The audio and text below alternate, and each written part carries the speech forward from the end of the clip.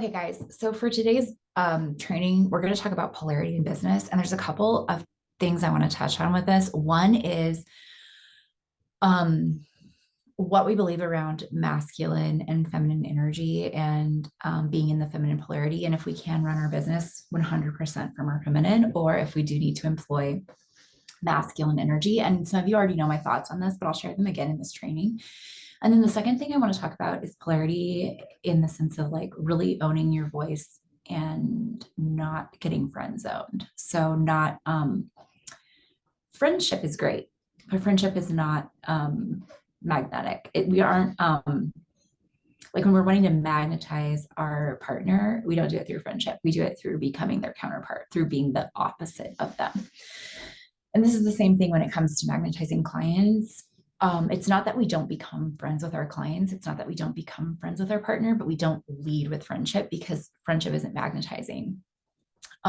Two things that are the same aren't going to form a partnership, there's not going to be a powerful exchange of energy or a powerful exchange of money, for instance, in the client and coach relationship or the client and service provider relationship. Like they say it's a lot easier to become friends with your clients than to turn your friends into clients. Like a lot of times our friends do not become our clients. Our family does not become our clients. And there's a reason for that. It's not because we're not good at what we do. It's because we have led with friendship. We've led with similarity. We've led with what we have in common. And what's magnetizing someone to buy from us is what they don't have. It's us being different from them. And for a client and coach relationship, it's not necessarily about a masculine and a feminine difference. It's about what has this coach embodied? What has this person done that I want to do? And how have they led the way? So it's about fully owning what we've created in our life, fully owning the transformation that we have had, holding this space in a powerful way, and helping to hold our clients to the highest version of themselves. And we can't do this if we're leading with like, let's be besties. And like I said, this doesn't mean that we don't become friends through the process. We absolutely can. Friendship is beautiful. I have clients that are my friends. I have Corey's my best friend, but we have the polarity dynamic in place first. We had our opposites magnetizing each other first. And it's the same exact thing with clients. So fully owning your voice, fully owning what you've embodied, your medicine, the way that you make a difference, what you have created in your life, and letting that attract the client that hasn't accomplished that yet, or that hasn't gotten there yet. And there is, what I want to be really clear about is there is no hierarchy. This doesn't mean that you're better than the client. It just means that like you've done this thing that they want to do. And so they're going to learn from you. And maybe they've done something that you've never done and you could learn from them. So it works both ways. It's not like even terms like farther along, farther ahead. I'm like, I don't know if I really resonate with that, but I do resonate with somebody who's fully embodied a code, fully embodied a way of being that I want to embody. And like we talked about in the embodiment module, like I would not hire an unmarried marriage coach, for instance. I would not want any of you to hire me to help you fix to be like a marriage coach. Like I'm not married. That wouldn't be appropriate. But what can I tell you, like how to embody your feminine energy and attract a partner? Absolutely. I can absolutely help you with that because I did that for myself in a very powerful way. And manifested it very quickly. I can help you if you wanted to, let's say, completely book out a service-based business. Well, I've done that. I could definitely help you. If you want to make the first steps towards being seen and towards launching your coaching business, towards creating your first product suite, towards getting your voice out there, starting a podcast, I can help you with all that stuff. I've done that. So it's about fully owning what we have to offer and letting other people be magnetized to that and not diminishing it so that like we can be besties. That's not what this is about. And if a friendship develops later, that's great. Another thing about polarity in business is being willing to, and we talk about this, being willing to be polarizing in your content, being willing to be exactly who you are and say some really controversial stuff. And it's not being like polarizing for the sake of it. Like, it's not going on the internet and like, ooh, what will I stir up today? Like, who can I offend? It's not that. It's just, if you are fully you, it will offend some people. And the more you can be, the more honest you can be, the more you're going to attract the right people and the more you're going to repel the wrong people. And that's what we want.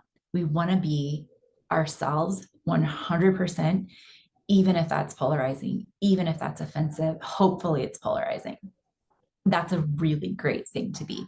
I talked about this in my training, and Grant Cardone said, if you can get, and he said this way before Trump, he said, if you can get 50% of America to hate you, you can become president.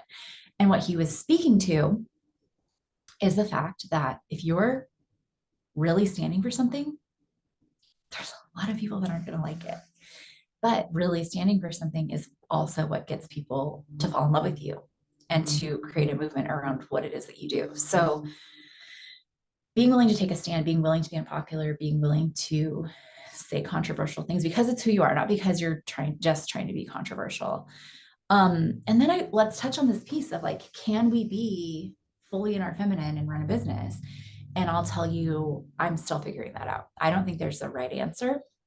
We talked about this on one of our calls about how there's people that believe that there's an active and a passive version of the feminine. And this is kind of what I'm leaning towards versus being like, I'm in my masculine anytime I'm doing. I kind of vibe with this more. I kind of vibe more with being like as feminine as I can be. And I think the difference here, I was just reading this post about polarity and gender and how polarity really is about being 100% with a small amount of the other because of the yin and yang symbol. So like each contains its opposite, but a small amount, just being fully who you are. So like being fully a woman and being fully a man. And this is very controversial stuff, you guys, in today's climate. But for me, and I have no judgment of anyone that wants to be anything they want to be. But for me, I am a woman and I want to be a woman. I want to be all a woman. And in that all a woman, yes, I run a business. So can I do that in the most feminine way possible? And I think when we talk about masculine and feminine energy, we're talking about something that's a little bit different. We're talking more about like, if you really do believe that, like anytime you're doing like this list that we had in the last module, doing, producing, active, thinking, logical, linear. Anytime you're any of those things, then you're being masculine, then yes, you need masculine energy to run a business because you've got to do stuff. But if I can be fully a woman who's doing things consistently, then yeah, I can be a feminine woman running a business. So yeah, I think that there's no right or wrong here. It's like, what do you vibe with? What feels good for you? We talked about this in another module, but like the more I'm able to just really receive and be an overflow, and then the overflow is what I give from, the more I do feel like very much in my feminine in my work. So food for thought. I'd love to hear, like, again, like, I'd love to hear your thoughts. I'd love to hear a dialogue. I honestly don't know how much longer I'm going to pre-record content without having you guys there for it, because I just really like having a conversation. I like the dialogue. I want to hear from you. I want to hear your thoughts, your feedback, your questions, your reflections, because I really think we co-create this work together. And for the sake of efficiency, because I did make this program into a pretty small time frame, I have had to record this content separately so that the recordings are done, the trainings are done, and then the coaching calls are the coaching calls. But going forward, I think I'm going to just have us all come together. And then some calls will be more training focused and some calls will be more coaching focused. But I really like having everybody be a part of it. So those are my thoughts. And thanks for being here for today's training on business and polarity. And like I said, post in the Facebook group, post in the comments, tell me what you think.